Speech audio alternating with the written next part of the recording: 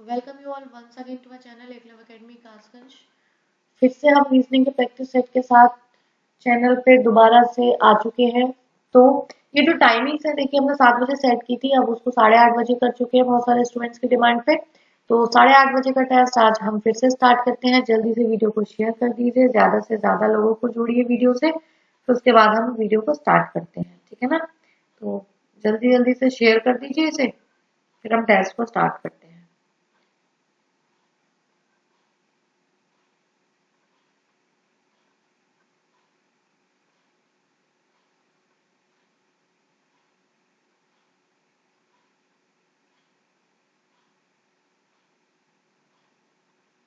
चलिए देखते हैं पहला सवाल।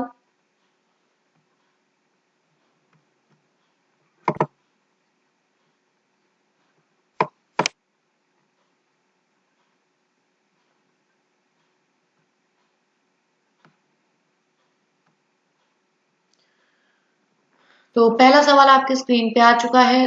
वैनारिक बताना है हमें कि कौन सा वैनारिक चिकित्सक, वैतनिक व्यक्ति और अभिभावक को दर्शाता है। तो जल्दी से अपने आंसर्स करिए और बताइए कौन सा आंसर आपको इसका सही लगता है।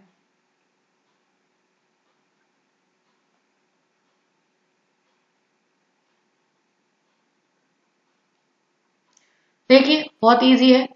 चिकित्सक अभिभावक हो सकते हैं, अभिभावक वैतनिक व्यक्ति यानी कोई किसी के अंदर टोटल नहीं आएगा और कोई किसी से अलग नहीं होगा, कुछ कुछ संबंध तीनों एक दूसरे से रखते हैं। तो बी इज करेक्ट ऑप्शन। अगला है रिलेशन चैप्टर से, आप जल्दी से सवाल को पढ़िए। 8 व्यक्तियों के एक परिवार में 2 विवाहित जोड़े हैं जिनमें से प्रत्येक के 2 संतानें हैं। सी और डी कजिन है। ई के पिता जी के साथ विवाहित हैं जो एफ की आंट है। एफ की माँ एच बी के साथ विवाहित है जो ए का भाई है। सी एच का भतीजा है, तो ए डी से कैसे संबंधित है। इस सवाल को जल्दी से लगा के और अपने अपने आंसर्स कमेंट बॉक्स में बताइए आपके क्या आ रहे हैं।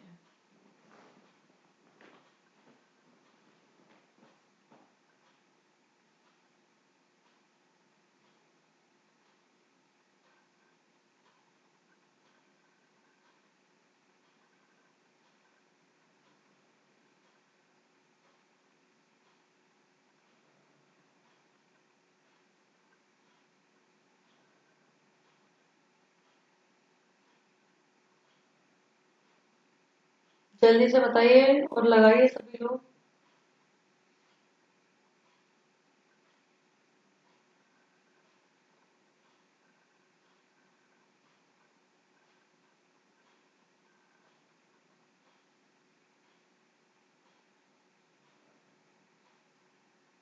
चलिए देखते हैं इसके क्या क्या आंसर्स आ चुके हैं या कुछ लोगों ने इसका क्या लगाया है। सभी लोग आंसर करिए और ज्यादा से ज्यादा वीडियो को शेयर कर दिया करिए ताकि ज्यादा लोग जुड़ सकें, और अपने आंसर्स बताइए बाकी सबके क्या आ रहे हैं।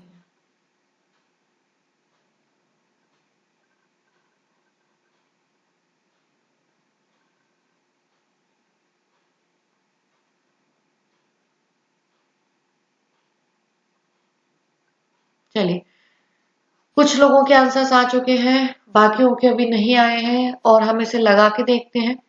देखिए 8 अगर व्यक्ति हैं जिसमें से 2 कपल हैं तो 4 लोग हो गए, और दोनों के 2-2 बच्चे हैं, यानी कि दोनों कपल के 2-2 बच्चे हैं, तो 4 बच्चे हो गए, 4 पति पत्नी हो गए, यानी कि 2 पति पत्नी 2 पति पत्नी, ठीक है। तो 8 व्यक्ति हो गए। इसका मतलब पहले में एक पीढ़ी में 4 व्यक्ति आने हैं और अगली पीढ़ी में 4 व्यक्ति आने हैं, ये तो फिक्स्ड है। तो देखते हैं सी और डी कजिन है, तो नीचे वाले में आने हैं। देखिए एक सी और डी, सगे भाई बहनों को पड़ोस में रख देंगे, ठीक है ना। तो एक बात कंफर्म हो गई, सी के सगा भाई बहन जो भी होगा डी का सगा होगा यहाँ आ जाएगा। आगे बोला गया है कि ई के पिता जी के साथ विवाहित है, तो देखिए ई के पिता जी के साथ विवाहित है, अब हम ई को यहाँ रखें या यहाँ, अभी कंफर्म नहीं है। जो एफ की आंट है, अभी एफ भी नहीं आया, आगे बढ़ते हैं। एफ की माँ एच बी के साथ विवाहित है जो ए का भाई है, तो ये तो ऊपर की बात हो गई। सी एच का भतीजा है, एक बात कंफर्म हो गई, सी अगर भतीजा है तो सी के पेरेंट्स, देखिए सी के पेरेंट्स ही दोनों होंगे, ठीक है ना, पिता और माता। और डी के जो पेरेंट्स होंगे वो ये होंगे, पिता और माता। तो सी अगर क्या है, सी एच का भतीजा है, एक बात तो कंफर्म हो गई, सी का जेंडर कंफर्म हो गया प्लस, और एच का भतीजा है, तो इसका मतलब है एच ये आएगा। भाई इन दोनों में 2 पुरुष हैं 2 महिलाएं हैं, तो अगर सी एच का भतीजा है, तो देखिए वो नहीं कंफर्म कर सकते यहाँ पे, सी एच का भतीजा है, लेकिन इससे हम एच का जेंडर निर्धारित नहीं कर सकते, मैंने गलती से गलत लगा दिया है। ये कंफर्म हो गया कि एच जो है, चलिए, तो सी के पेरेंट्स में से नहीं है एच, वो डी के पेरेंट्स में से है, ठीक है ना, क्योंकि सी उसका भतीजा हो गया। अब देखते हैं पीछे का क्या बोला गया था, एफ की माँ एच, तो माँ अगर एच है तो पिता जो भी होगा, एफ की माँ एच बी के साथ विवाहित है, तो बी इसका हस्बैंड होगा, है ना, पति होगा। जो ए का भाई है, देखिए एक बात तो कंफर्म है, ये इसका पति है, ठीक है ना, तो भाई अगर है तो इसी वाली पीढ़ी में होगा, और ए का भाई है तो ए कौन आ जाएगा इधर, यानी कि ए और बी भाई हो गए, और इनकी जो पत्नियां हैं वो कौन है, देखिए बच कौन रहा है ऊपर, सी और डी कजिन थे, ई के पिता जी से विवाहित है, तो ई के पिता, देखिए विवाहित में ये जोड़ा तो हो चुका है, तो ई के पिता जी से विवाहित है, तो जी माँ हो गई सी की, ठीक है ना। चलिए जी के साथ जो एफ की आंट है, अब देखिए जी जो है अगर एफ की आंट है तो इधर आएगी एफ, आएगा या आएगी जो भी। अब कौन बच रहा है 8 व्यक्तियों में, तो पूछा गया है ए डी से कैसे संबंधित है, ए जो है वो डी से, तो ए कौन है, चाचा या अंकल कुछ भी कह सकते हैं, आंसर हो गया ऑप्शन डी, ठीक है। तो हमें समझ में आ गया भाई, महिला जी से विवाहित है अगर पिता, तो महिला जी हो गई, एच डायरेक्ट दे ही रखा था, तो जो पुरुष बचे वो हमने ये लगा दिए, ठीक है। चलिए अगला सवाल, एक पासे की दो अलग स्थितियां दी गई हैं, यदि एक सबसे नीचे हो तो कौन सी संख्या सबसे ऊपर होगी, सीधा सीधा है, एक के विपरीत पूछा गया है, तो जल्दी से आंसर्स करिए, सेकंड का सवाल है, बस जल्दी बताइए अपने अपने आंसर्स को।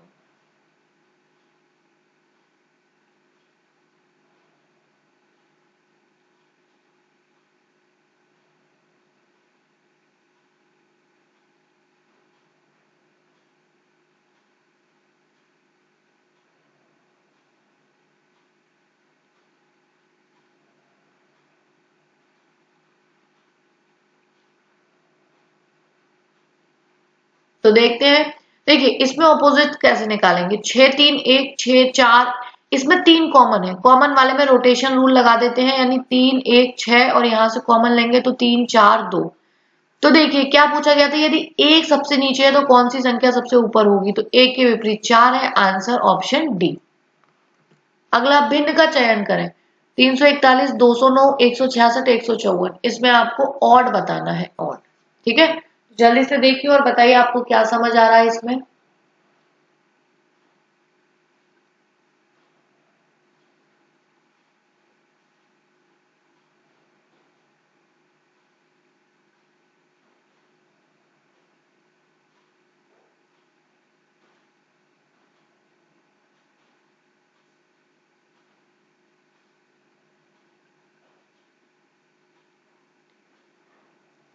सभी लोग आंसर करिए, और देखिए इसका जो आंसर आएगा वो बहुत ही आसान है, ज्यादा कुछ नहीं है इसमें।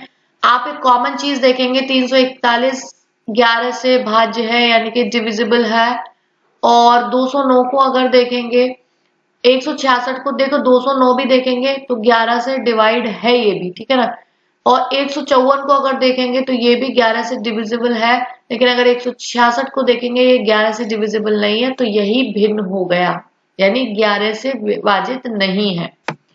नेक्स्ट क्वेश्चन है न्याय निगमन का, कुछ छात्र खिलाड़ी हैं, कुछ खिलाड़ी एथलीट हैं, निष्कर्ष दे रखा है कुछ छात्र एथलीट हैं, कुछ खिलाड़ी छात्र हैं, और कोई छात्र एथलीट नहीं है, तो इसका आपको वेन आरेख बनाना है, उसके बाद उसमें आंसर करना है, आपके ऑप्शन सामने हैं ए बी सी डी, और अपने अपने आंसर जल्दी से बताइए कमेंट बॉक्स में। छोटा सवाल है, ये भी कुछ खास नहीं है, सेकंड्स में हो जाएगा।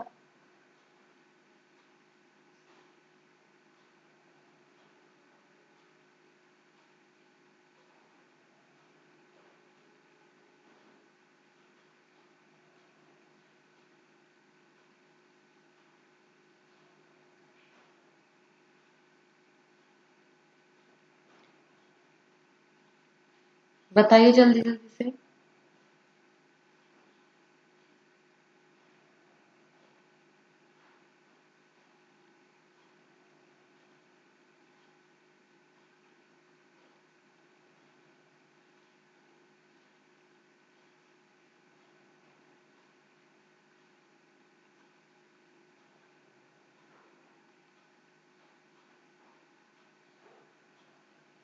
चलिए देखते हैं इसका आंसर। कुछ छात्र खिलाड़ी हैं, तो भाई ठीक है, छात्र का हमने एक गोला बना दिया, खिलाड़ी का एक गोला बना दिया, और कुछ खिलाड़ी एथलीट हैं, ये बन गया।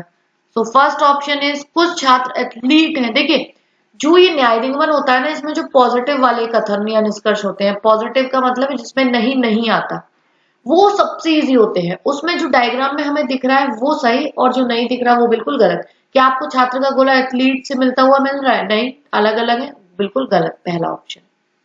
सेकंड वाला, कुछ खिलाड़ी छात्र हैं, खिलाड़ी छात्र, हाँ भाई छात्र खिलाड़ी और खिलाड़ी छात्र में आपस में संबंधित दिखाई दे रहे हैं, ये बिल्कुल सही है। कोई छात्र एथलीट नहीं है, देखिए इसमें आ गया निगेटिव। निगेटिव में जरा हमें सोचना है। देखिए छात्र और एथलीट जो है उनका कोई संबंध नहीं दे रखा, तो इनसे कोई पॉजिटिव या नेगेटिव निष्कर्ष हम नहीं निकाल सकते हैं, तो ये भी गलत हो गया। और आपको मैंने ये 3 शर्तें पढ़ाई हुई है कि अगर कहीं पे दोनों के, ये देखिए छात्र और एथलीट समान है, एक पॉजिटिव कथन है एक निगेटिव है, और दोनों में कोई संबंध नहीं दे रखा, तो दोनों के बीच में या तो लगेगा। So option A is correct. केवल निष्कर्ष दूसरा और या तो पहला या तीसरा अनुसरण करते हैं। ठीक है। सो नेक्स्ट क्वेश्चन, तार्किक क्रम में व्यवस्थित करें। लेखन, वितरण, प्रकाशन, मुद्रण, संपादन, इसका तार्किक क्रम क्या होगा? एक बार ऑप्शंस देखिए और अपने अपने आंसर्स कमेंट बॉक्स में कमेंट करिए।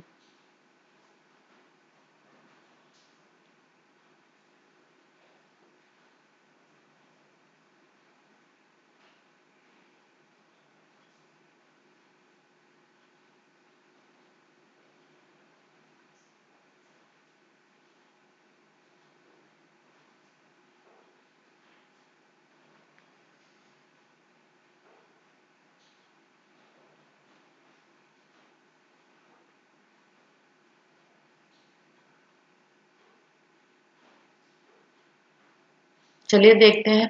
देखिए इसका जो बहुत इजी है, इसमें अगर आप देखोगे किसी चीज को लिखना, प्रकाशित करना, ठीक है ना, मुद्रण करना, संपादन करना, सबसे लास्ट में वितरण आना है। तो भाई सारे काम होने के बाद ही तो डिस्ट्रीब्यूट होगी कोई चीज, सबसे लास्ट में दूसरा आना है, दूसरा केवल सी ऑप्शन में है ना। एक बार मैच कर लेते हैं। सबसे पहला लेखन, भाई किसी किताब को लिखा जाएगा, ठीक है, लिखने के बाद बिल्कुल उससे संपादित किया जाएगा, संपादन करना। फिर उसके बाद थर्ड वाले नंबर पे है सॉरी प्रकाशन करना, यानी पब्लिश किया जाएगा उसे, ठीक है। और पब्लिश करने के बाद उसको मुद्रण किया जाएगा, यानी कि भाई उसमें कितना मूल्य और वो सब, और फाइनल उसको मतलब प्रकाशित होने के बाद, मुद्रण करने के बाद उसे वितरित कर दिया जाएगा। अगले क्वेश्चन की तरफ बढ़ते हैं और बेजोड़ का चयन करें। भिन्न यानी हमें ऑड चुनना है, तो आपके अकॉर्डिंग कौन सा ऑप्शन ऑड है? जल्दी से आंसर्स जो है वो कमेंट बॉक्स में बताइए।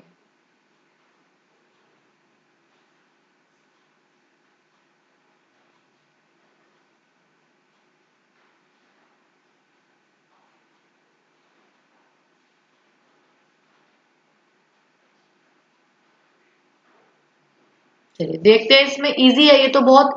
देखिए PAST पास्ट, पास्ट में एक वॉवेल है, DECK इसमें एक वॉवेल है, BIRD इसमें एक वॉवेल है, लेकिन अगर हम बी में देखेंगे तो जूम में 2 वॉवेल्स हैं, so answer is B only. ठीक है, अगले सवाल की तरफ चलते हैं और 8वां सवाल है, श्रृंखला पूरी करे अल्फाबेटिकल ऑर्डर, यानी कि ठीक है ना, आपको बताना है इसमें क्या होगा अगला पद, अगला पद नहीं sorry, fill in the blanks में यहाँ क्या क्या आएगा।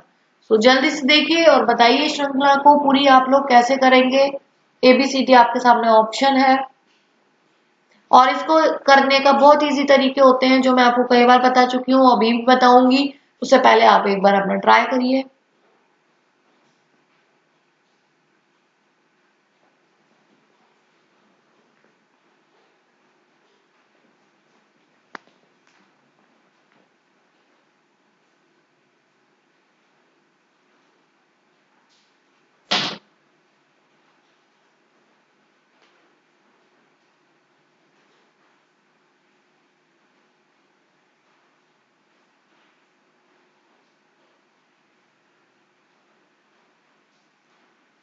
बताइए, कई लोग ने सही आंसर किया है, और चलिए देखते हैं।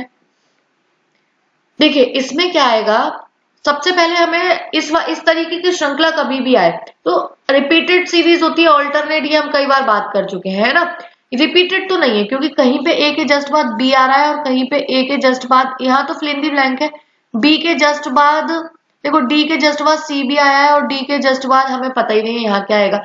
टोटल गिन लीजिए और आप देखेंगे तो तीन तीन में डिवाइड हो रहा होगा, यानी कि तीन के पहाड़े से डिविजिबल होगा। तो हम तीन में देखेंगे तो देखो एक पेयर हमें मिल गया एबीसी, इतना तो कंफर्म है, रिपीटेड सीरीज नहीं है, नहीं तो डी से सब स्टार्ट होते। अल्टरनेट सीरीज हो सकती है कि भाई ये एबीसी है, यहाँ पे आप देखो बीसी, तो समझ में आ गया अल्टरनेट सीरीज है यानी एबीसी। और इसमें देखिए पहला और दूसरा पद मिल चुका है और इसमें दूसरा और तीसरा मिल चुका है, तो पहले इसमें डी भर दीजिए, इसमें बी भर दीजिए, तो हमें पेयर मिल गए DCB ABC, DCB ABC, DCB ABC. तो हमारे पास B D A C B ये ऑप्शंस में आया और ये आपका बी ऑप्शन है। ओके, अगला सवाल है 820 रुपए को, ये है गणितीय तर्क शक्ति, ठीक है ना, यानी कि मैथमेटिकल रीजनिंग, इससे सवाल है। और आप जल्दी से सवाल को पढ़िए और अपना आंसर बताइए, आप लोगों के आंसर्स क्या आ रहे हैं।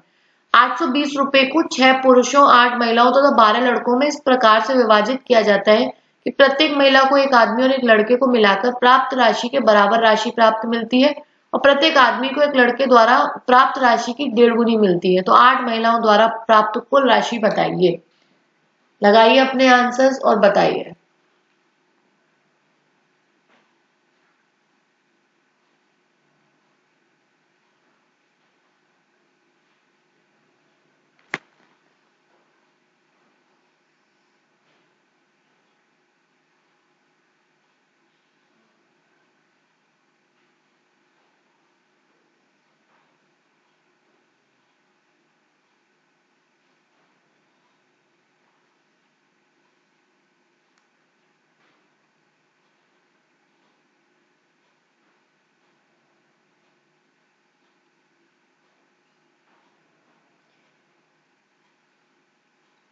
सभी लोग आंसर्स करिए, अगर आंसर आ चुके हैं तो कमेंट बॉक्स में।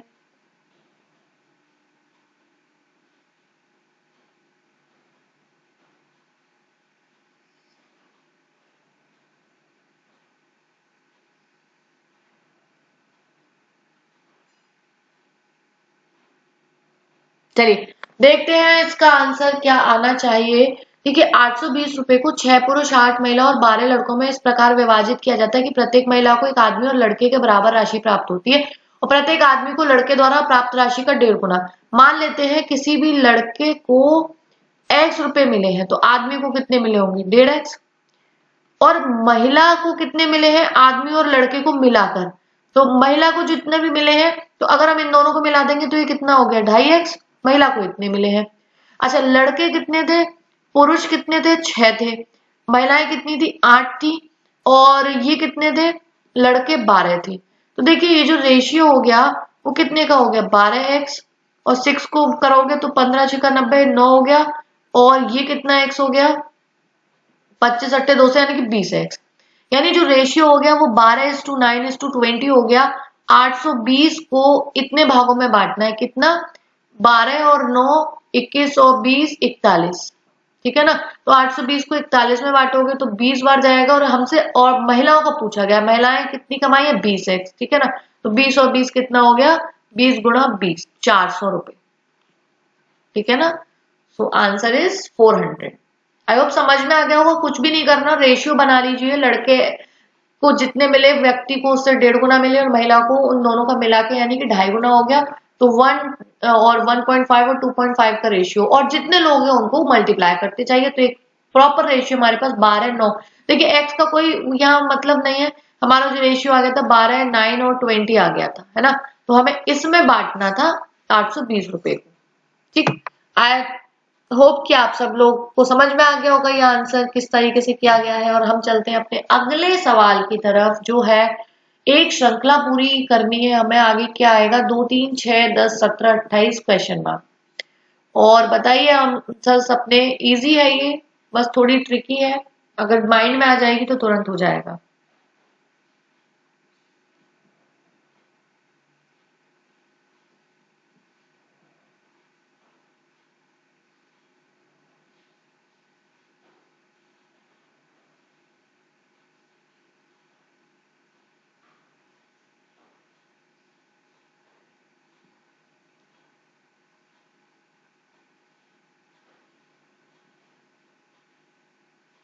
बताइए अपने अपने आंसर्स को।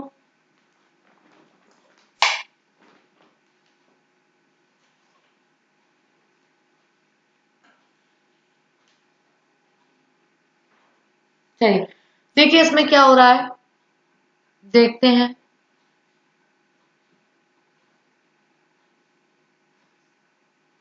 देखिए इनको आपस में ऐड करते गए और +1 कर दिया है। 3 और 2 5 और 1 6, 6 और 3 9 और 1 10, 10 और 6 16 और 1 17, 17 और 10 27 और 1 28, और अगर हम अब 27 वो 17 और 28 को अगर मिलाएंगे तो 45, 45 और 1 46। ठीक है।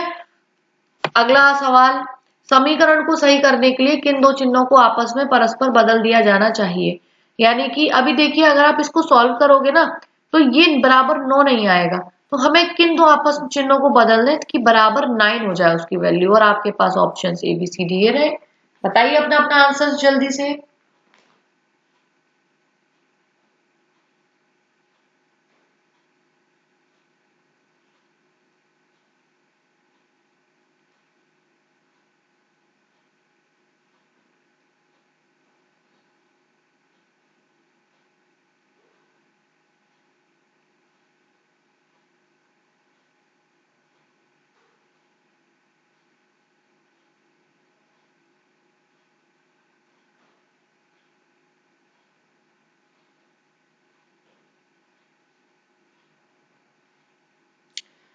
चलिए देखते हैं पहला ऑप्शन चेक करके। देखिए सबसे पहले भाग का रोल होता है, तो भाग और प्लस को चेंज कर देंगे तो यहाँ पे भाग आ जाएगा, तो देखिए यहाँ पे 1 हो जाएगा, और यहाँ अगर ये दोनों मिला के 1 हो जाएगा तो 12 का, इसका मतलब है भाग आ सकता है। यहाँ पे हम चेक करना पड़ेगा हमें, यानी ये ऑप्शन हमें चेक करने हैं। तो देखिए चेक कर लेते हैं, प्लस की जगह भाग, भाग की जगह प्लस रख के देख लेते हैं।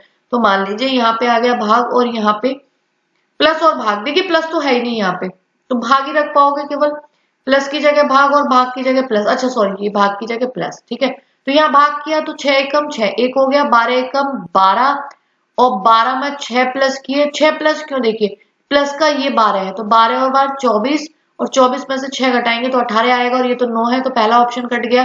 दूसरा ऑप्शन में गुणा और प्लस को बदलेंगे, यानी कि यहाँ पे प्लस आना चाहिए और यहाँ पे क्या आना चाहिए, गुणा। तो देखिए गुणा और प्लस में अगर, तो भाग तो यही रहेगा, 6/12 का मतलब 1/2 होगा, और 6 छिंग 36। अब देखिए 36 में अगर हम 1/2, इसका 1/2 हो गया ना, तो 36 का 1/2 करेंगे तो 18 हो जाएगा, और 12 में से 18 गए तो वैसे भी 9 नहीं आएगा, ये बात कंफर्म है। ठीक है, प्लस माइनस को चेंज करके देखते हैं। देखिए यहाँ पे प्लस हो गया, 12 - 6 भाग के 12 गुणा 6 प्लस के 6, प्लस की जगह माइनस और माइनस की जगह प्लस कर दीजिए तो देखते हैं। तो देखिए ये कितना हो गया, 1/2, 12 प्लस 1/2 गुणा 6, ये कर देंगे 3, तो इसकी वैल्यू आ गई 3, तो 12 और 3 15, और 15 में से 6 गए तो 9 बचे। सो ऑप्शन सी इज बिल्कुल करेक्ट है। ठीक है, so the next question is, निम्नलिखित आकृति में कितने त्रिभुज हैं। आपको त्रिभुज गिनने, और बहुत ही ट्रिकी सवाल है, अगर आपको इसका ट्रिक पता है तो ये अभी सेकंड्स में हो जाएगा, नहीं पता तो काउंटिंग में थोड़ा सा टाइम लग सकता है, बहुत ज्यादा नहीं लगेगा अगर आप परफेक्शन रखते हैं, अगर आपकी प्रैक्टिस अच्छी है तो जल्दी से अपने आंसर्स करिए और बताइए इसका आंसर कौन सा ऑप्शन होगा।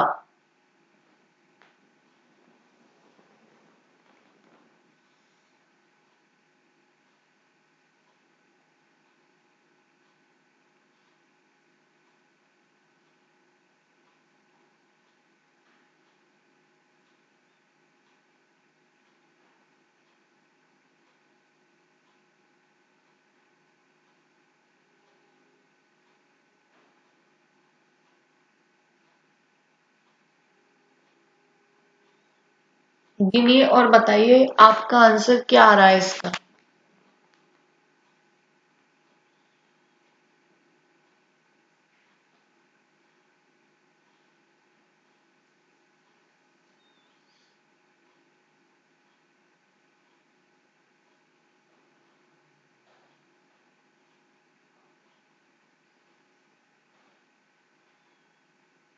चलिए देखते हैं।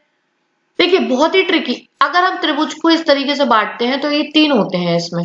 ठीक है ना, देख लेते हैं। यहां से आप जरा यहाँ देखिएगा, ये देखिए ये जो बना सेम जो मैंने आपको बना के दिखाया यही तो बना है, तो ये कितने हो गए इसमें, 1 2 और एक टोटल 3।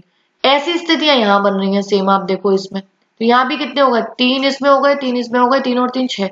फिर ऐसी ही स्थितियां ये बन रही हैं, लेकिन जिसमें हम 2 नंबर वाला गिन चुके हैं तो केवल ये आएगा एक, और एक ही कंप्लीट वाला आएगा। तो 3 और 3 6 और एक 7 और एक पूरा ये 8।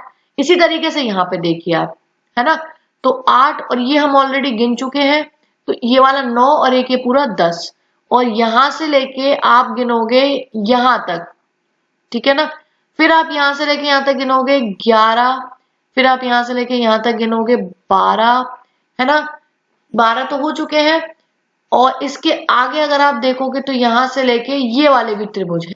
अरे ये बहुत ज्यादा ओवर राइटिंग हो गया, मैं आपको दोबारा से एक बार इनको दिखाती हूँ और फिर शायद आपको बेहतर समझ में आएगा। वैसे इसका जो आंसर है सही वो बिल्कुल 15 है, लेकिन हम एक बार देख लेते हैं किस तरीके से हम इसको कर सकते हैं।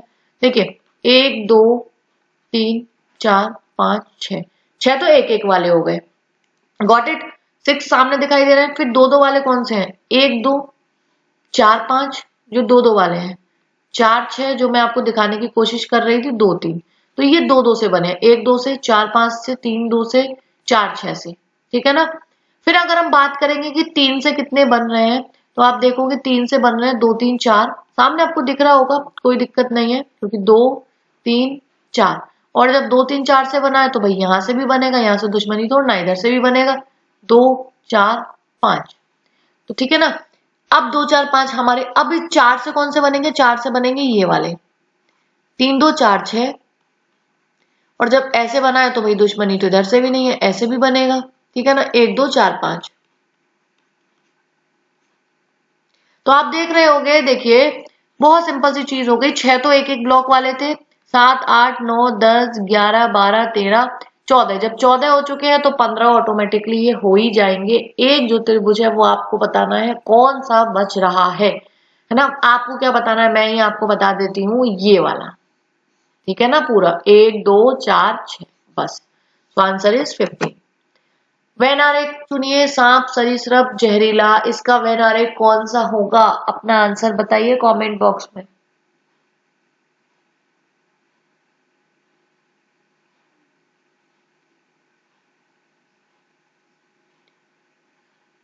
इसके आंसर्स बताइए, सांप जहरीला सरीसृप।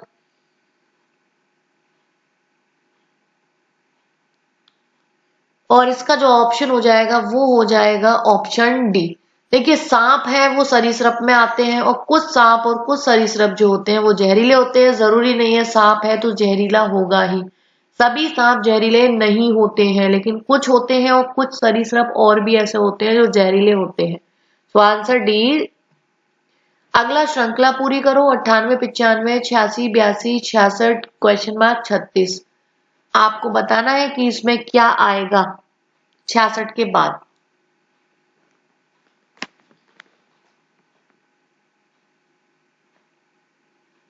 श्रृंखला देखिए एक बार और बताइए।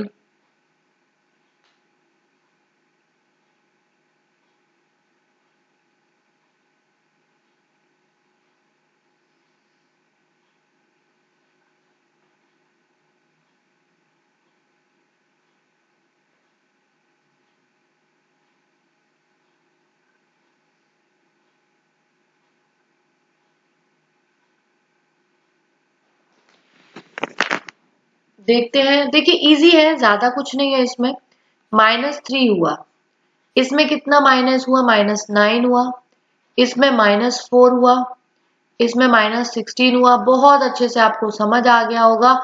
3 फिर 3 का स्क्वायर, 4 फिर 4 का स्क्वायर, तो अगले में क्या होगा 5, है ना, और फिर 5 का स्क्वायर हुआ होगा। तो अगर हम 5 माइनस करेंगे तो कितना आ जाएगा 61। और आज के वीडियो का आखिरी सवाल है, 5 13 12 कौन सी संख्याएं समूह से संबंधित है, यानी कि जिस तरीके से 5 13 और 12 आपस में संबंधित है, उसी तरीके से इन चारों में से कौन सी आपस में संबंधित है। और देखते हैं इस सवाल का सबसे पहले और जल्दी कौन जवाब देता है, किसके दिमाग में ये श्रृंखला सबसे पहले आती है।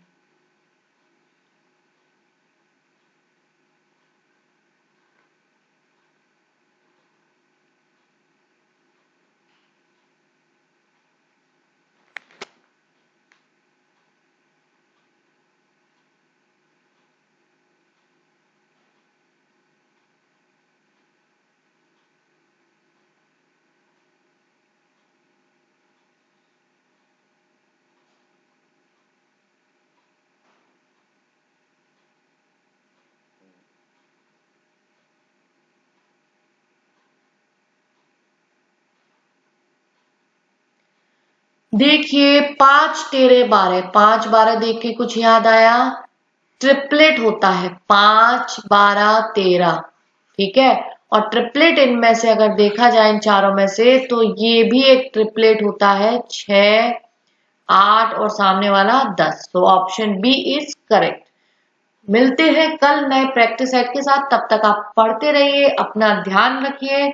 और कल 8:30 बजे नए प्रैक्टिस सेट के साथ हम फिर से मिलते हैं। अगर आप चैनल पर नए हैं तो सब्सक्राइब कर लीजिए, वीडियो को लाइक करा करिए और आगे शेयर करिए। Thanks for watching. मिलते हैं कल इसी टाइम नए प्रैक्टिस सेट और नए जोश के साथ। फिर से हम 15 क्वेश्चंस लगाने वाले हैं।